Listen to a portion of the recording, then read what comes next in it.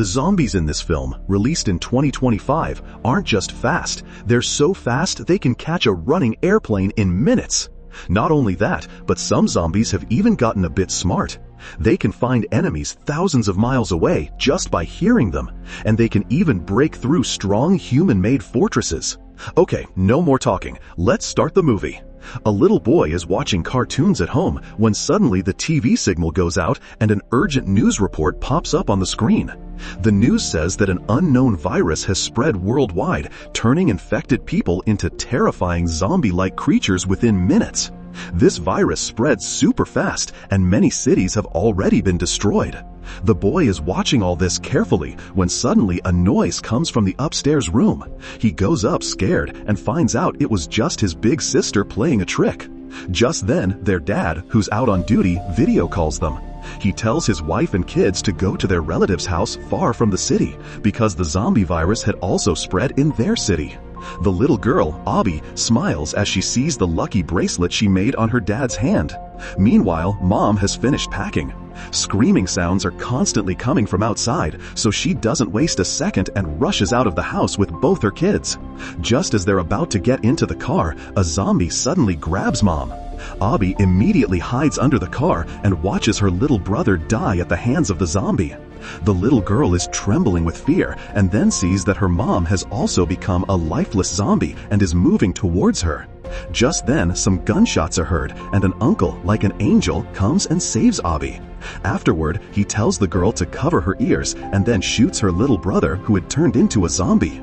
Now, 10 years have passed and human civilization has been completely destroyed because of the zombie virus. Cities that once looked magnificent are now ruins. The little girl, Abby, has now grown up, and Uncle Cassius has trained her into a jungle warrior. Because she's lived in the jungle for so many years, Abby really wants to live among people. Her biggest wish is to find a human settlement where she can live. However, for Cassius, the best place is a deserted island far away from land. Then, in the darkness of the night, Cassius wakes up to the sound of an alarm outside. He carefully peeks out of his tent and a zombie attacks him from the darkness, but Cassius keeps firing shots and kills it.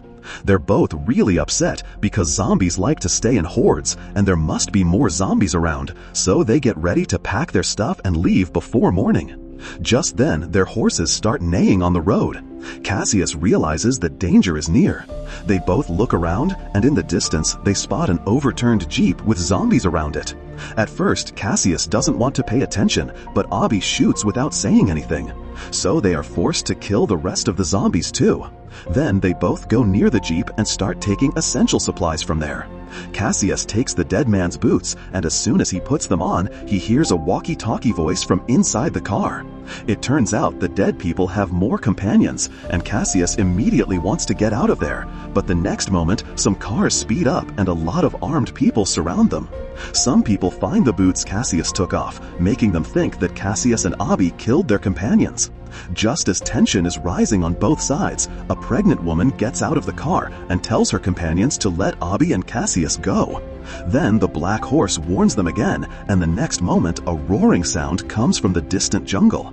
Lots of zombies, like a horde, start moving towards the valley walls from all directions. The people don't have time to run, so they pull out their weapons and fight right there. One female zombie had the power to think, and she was watching her companions fight. The remaining people have nowhere to hide, and their numbers quickly start dwindling. One strong man unfortunately falls victim to a zombie bite. He tries to shoot himself but runs out of bullets. Just then, Abby grabs the pregnant woman and puts her in the jeep. Cassius fights while falling back and kills that smart female zombie. Then he drives fast and gets out of the zombie zone. A black-faced zombie roars when it sees the dead female zombie, as if his wife had died. Meanwhile, Cassius saves the pregnant woman and her husband from the zombies and takes them away. Upon asking, it's revealed that these survivors wanted to go to a safe place called Shipton. Hearing this, AB gets super excited because this is exactly where she always wanted to go. After figuring out their direction, Cassius is just about to drive when, boom, the car breaks down right in the middle of the road. The pregnant woman's husband gets out and introduces himself. His name is David, and he's a mechanic. But he can't fix this car because he's missing some parts. With no other choice, Cassius and the others decide to keep going on foot. They head straight along a hilly path and soon reach the city where AB was born. Tall buildings still stand here, but there's a spooky, deathly silence everywhere. Cassius finds a building with an open space and decides to spend the night right there. No danger around? After confirming that, they light a fire and cook some food. AB is super curious about a place called Shiptown. The pregnant lady had already contacted them using a wireless radio.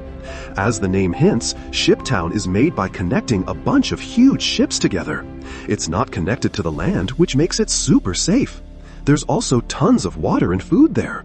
So it's basically a dream come true for all the survivors. AB's eyes totally light up hearing all this. But Cassius isn't interested at all. He doesn't have time to waste. He wants to set up even more warning signs and bomb traps outside. After getting everything sorted, Cassius explains his next plan. He'll escort Megan and her husband for a little while. After that, they'll both go their separate ways, because his goal is a port located in a totally different direction. AB gets really upset and secretly goes to Cassius, arguing why he's not coming with them to Shiptown. Cassius wisely says that more people usually mean more danger. But AB just doesn't get human evil or what Cassius is trying to say at all. She argues a lot with Cassius, then goes upstairs to spend the night alone. What they don't know, though, is that the black-faced zombie has already tracked them down by hearing their abandoned car, and it looks like that zombie boss is totally set on confronting Cassius. The very next morning, AB is looking at her childhood photos when suddenly she hears a rustling sound from the trees below. She realizes the zombies are inside and is about to dash downstairs to warn everyone. But she runs into zombies right on her way down. However, she reacts super fast and totally dodges a chasing zombie. But in doing so, she loses her balance. Just then, Cassius shows up again and saves her from danger one more time. A little while later, the black-faced zombie arrives there with his buddies, but they get snagged in the traps that were set earlier. Cassius hears the explosion and knows the zombie horde is right on their tail. Then, AB suddenly remembers there's a small airport just a little ways off. Her dad used to take her there all the time when she was a kid. Maybe there are still some airplanes left there. This would save everyone days of travel. Even though Cassius isn't super hopeful, he agrees to go after AB keeps insisting. After walking just a little bit, they spot the small airport AB was talking about. But everyone gets super disappointed because everything there is totally empty. Not a single airplane is in sight. But AB doesn't give up. She remembers her dad bought a private hangar that now looks like a tiny hill and is super well hidden. After opening the door the old way, her dad's little airplane is actually standing right there. AB beams with happiness. She finally proved her point to Cassius. Even though this airplane hadn't been used for ages, the mechanic David says it needs some fixing up, and Cassius and AB stand guard from a tall building far away. They barely even sit down when they spot a ton of zombies heading their way. Cassius immediately runs to tell Megan and her husband that they need to take off in 3 minutes, even if David hasn't finished fixing everything. Seeing the zombies get closer, AB pushes all thoughts aside and somehow manages to start the airplane, just relying on her hazy memories. However, by then, a bunch of zombies have already reached the runway.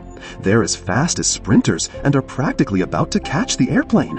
Just then, Cassius shoots a moving zombie, and AB also does her part. Finally, she figures out the controls and smoothly gets the airplane up into the air. The black-faced zombie king looks up at the sky with all sorts of emotions in his eyes. Everyone in the airplane is super happy, knowing they'll be reaching Shiptown directly soon. But the very next second, smoke starts pouring out from the back of the airplane, and then it just plunges straight down to the ground. Thankfully, they're pretty lucky. The airplane wasn't flying very high, and after staying up for so long, its speed had really slowed down. The 4 people only got minor injuries, but the airplane was totally useless now. They'd have to walk the rest of the way. As they walked, they stumbled upon a deserted railway station. There weren't any zombies around. After making sure of that, Cassius, he decided to spend the night there. The harbor and Shiptown were on the other side of the mountain. The 4 of them could walk together for a little while longer. After looking at his pregnant wife, David went into one of the train cars alone. He pulled up his pant leg and revealed a nasty mark. Turns out, a zombie had bitten him a few days earlier. David knew he would turn into a zombie soon, so he wanted to shoot himself. But thinking about his soon-to-be wife, he dropped the idea. The next morning, Cassius noticed something weird about David.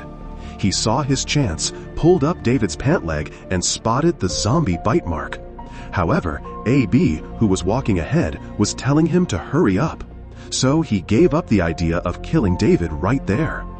As they kept walking, night fell, and suddenly a farmhouse appeared in front of them. Cassius quietly pulled out his gun and moved forward. Just then, a warning sound suddenly blared from a speaker on the door. After confirming someone was inside, AB calmly stepped forward and said she had no bad intentions. When they found out there was a pregnant woman with them, the homeowner's suspicion vanished. After collecting all their weapons, the man hospitably invited everyone inside. They had set up a system for solar power and filtering rainwater here. AB finally got to take a warm shower. After eating a delicious dinner, Cassius charged his laptop. It had pictures of him with his wife. One of them was from when his wife was pregnant. After looking at the pictures, Cassius went to Megan and told her he had changed his mind. He would take her to Shiptown first, and then he'd look for the harbor with AB. Just then, the homeowner gave everyone some wine, and after so many days, they finally got a chance to sit back and chat comfortably. But as they chatted, they started to feel like something was off. The homeowner said that zombies are the next stage of human evolution, and they are the ultimate predators. Therefore, they should rule the earth. Just like humans, driven by greed, used to hunt other animals. Everyone was shocked to hear this. Only David felt much worse, and he went to the bathroom. The virus had completely spread throughout his body. When David came back to the hall, he saw that Cassius and the other two were lying unconscious. The homeowner immediately pressed a button on a device he was holding in his hand. David suddenly felt very weak and collapsed onto the ground. When David woke up again, he saw that he and his companions had been hung up. Turns out, the homeowner had put a sedative in the wine, and he was actually a scientist. After years of research, he had created a special device. It could control zombie behavior using low-frequency signals. And Cassius and the others caught in the trap were just like his experiments. After saying all this, the scientist opened the door to a cage behind him. His wife was locked inside. She had already turned into a zombie. He flicked a switch, and the zombie really did attack Cassius. But David, powered by the virus, broke the ropes and, ignoring the device's control, rescued the tied-up Cassius and the others.